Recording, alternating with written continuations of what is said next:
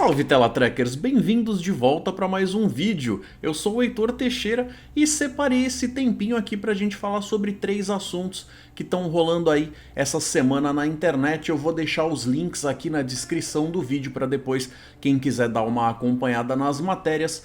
Um deles é do Olhar Digital, site de tecnologia aqui do próprio Brasil, e eles estão falando com uma matéria aí a respeito de velocidade warp, né? Teve um cientista que foi lá dar uma olhada a respeito da tecnologia, como é que ela funciona, se ela parece ser algo que está funcionando direitinho com as leis da lógica e aquele negócio todo.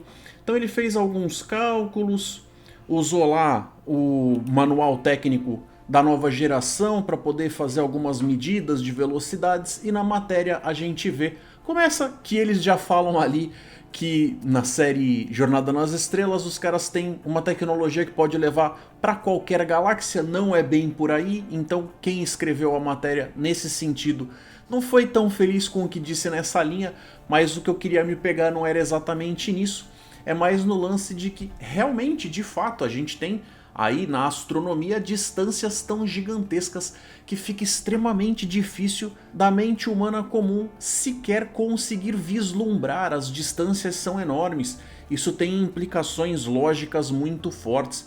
Se existe vida lá fora, talvez seja muito complicado da gente conseguir encontrar com eles e vice-versa. Tem uma série de teorias aí, como a teoria de Fermi, tem os gargalos e tem uma série de coisas que de repente podem impedir, se civilizações avançadas o suficiente para terem culturas com inteligência de comunicação e tecnologia para conseguir entrar em contato umas com as outras, talvez elas estejam distantes demais umas das outras e tal. Mas o que eu quero dizer, galera, é que olha só, Jornada nas Estrelas é ficção científica, já foi mais raiz, talvez esteja indo para um lado um pouquinho mais fantasioso e tal, mas de qualquer forma sempre foi uma porta para a gente falar a respeito de coisas dos próprios seres humanos. Aquilo ali é uma grande desculpa de metáfora para a gente investigar histórias que tem muito mais a ver com a gente do que com qualquer alienígena. Se isso não ficou claro para alguém, talvez a pessoa esteja perdendo algumas oportunidades de ver histórias humanas muito bacanas na tela. E, é claro, as velocidades sempre vão depender do roteirista e o que ele quer alcançar.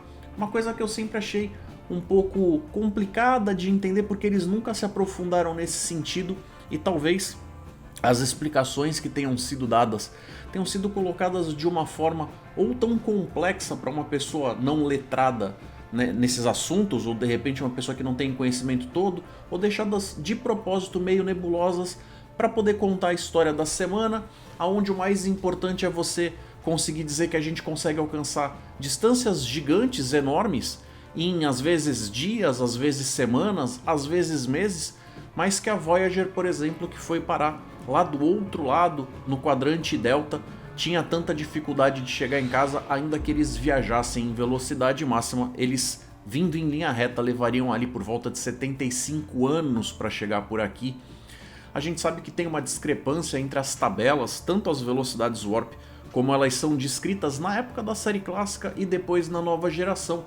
Mas o mais importante realmente é a história que está sendo contada ali, por mais que isso deixe aquela sensaçãozinha de que tem algo esquisito acontecendo ali por baixo. Também tivemos aí no Trek Movie uma matéria falando a respeito do que está acontecendo lá na festa do Star Trek Convention em Las Vegas, que tem ali a comemoração dos 55 anos, e tem os atores lá falando, os atores de Enterprise, né, falando a respeito do que eles achavam que podia acontecer, de repente numa 5ª temporada. O ator que fazia o Phlox brincou um bocado lá, falando que ele queria ver o personagem dele fazendo sexo, aquele negócio todo. O Anthony Montgomery, que era o timoneiro da nave, acaba falando, e eu acho realmente isso uma coisa tão triste. Era um personagem que recebeu tão pouca atenção. Eu acho que esse ator é frustrado com isso até hoje, porque se a gente for ver, ele é com certeza o personagem naquela série e talvez até na franquia toda que tenha sido mais mal aproveitado. Um personagem que podia oferecer tantas histórias bacanas aí, podia absorver tanta coisa interessante, e teve uma pincelada aqui, uma pincelada lá, mas nunca recebeu o foco e a atenção que merecia. Então realmente isso é bastante triste. Eles chegam a comentar a respeito de algumas ideias de coisas que podiam ser melhor exploradas numa quinta temporada, ou como foi triste esse cancelamento. Conor Trinneer foi o único que disse que se sentiu confortável com o personagem dele, que pra quem não sabe, quem não viu Enterprise até agora, né, que saiba, isso é um spoiler menor a essa altura do campeonato, o personagem dele morre. Então ele é o único que tem um arco de história ali com uma conclusão, que chega em algum lugar, tem um final. Tem um pessoal que também não engole muito esse negócio de que o último episódio que foi feito para a série Enterprise, na verdade ser um episódio da nova geração. Então tem gente que acha isso aí basicamente uma traição com o pessoal da série. Eu particularmente gosto bastante do episódio, mas é óbvio que eu concordo que ele deveria ter vindo em outro momento, não para fechar a série. Apesar de ter uma coisa bacaninha ali no final, quando eles recitam aquele papo lá do "Estas são as viagens da nave estelar Enterprise" e tal, é uma coisa que tem um quê de tocante, tem um quê de poético, mas que deixa uma sensação de caramba, essa série era dessa galera específica. De repente você tirar isso deles é uma coisa que é meio apunhalar pelas costas mesmo, e isso é bastante frustrante. Era uma série que tentou algo de diferente, né? Veio por um caminho ali onde eles tentaram fazer uma coisa para resgatar os começos dessas tecnologias, da aventura humana na exploração espacial, e eles se afastaram o suficiente nas primeiras 2 temporadas para causar bastante estranheza. Foi a primeira série que teve uma abertura com uma música cantada, então realmente pegou muita gente de surpresa, nem todo mundo gostou, mas quando eu tava ali entre a 3ª e a 4ª temporada, principalmente a 4ª, quando o Menicoto acaba se estabelecendo como showrunner da série, e a gente vê que ele faz um esforço para aproximar muito mais esse universo do que a gente via na série clássica, né, no século 23. Então tem algumas pontas ali que ficaram soltas, algumas coisas que não descem tão bem, e essa matéria fala um pouco a respeito disso. Eu vou deixar ela linkada lá para vocês que tiverem curiosidade de vir dar uma olhada. É interessante ver que tanto tempo depois a gente ainda tá aí falando a respeito de todas essas séries, todas essas coisas. E a última coisa é que também está rolando aí o documentário de Voyager. A galera consumiu os fundos para financiar bastante rápido, eles fizeram isso em algumas horas. Foi uma coisa muito bacana.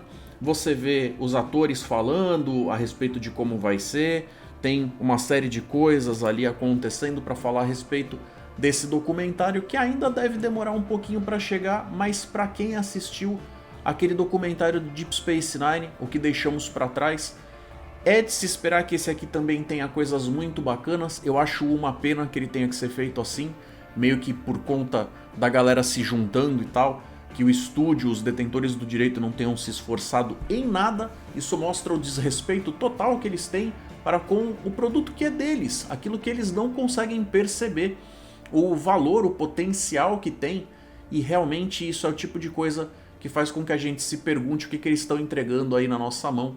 Eles, obviamente, quando fazem marketing, quando falam a respeito, todo mundo fala que tudo são flores, mas aparentemente é só quem realmente vem ali de uma posição mais raiz que vai fazer algum esforço para trazer pérolas como essa. Pode ser que de repente seja um documentário fraco? Pode, mas só o esforço para que ele exista já é o tipo de coisa interessante da gente parar para pensar. A quantidade de gente que ainda gosta desses assuntos das séries mais antigas, que se esforçou, que se deu ao trabalho de coçar o bolso para fazer ele acontecer. Também, obviamente, vou deixar o link aqui embaixo. Então é isso aí, galera. O que vocês estão achando desta fase de Star Trek? O que tem acontecido que tem agradado e o que tem desagradado vocês? Eu vou ficando por aqui. Deixa um like para ajudar a fortalecer o vídeo, para me incentivar a fazer mais coisas para a gente poder bater papo. É sempre gostoso falar sobre Star Trek com vocês.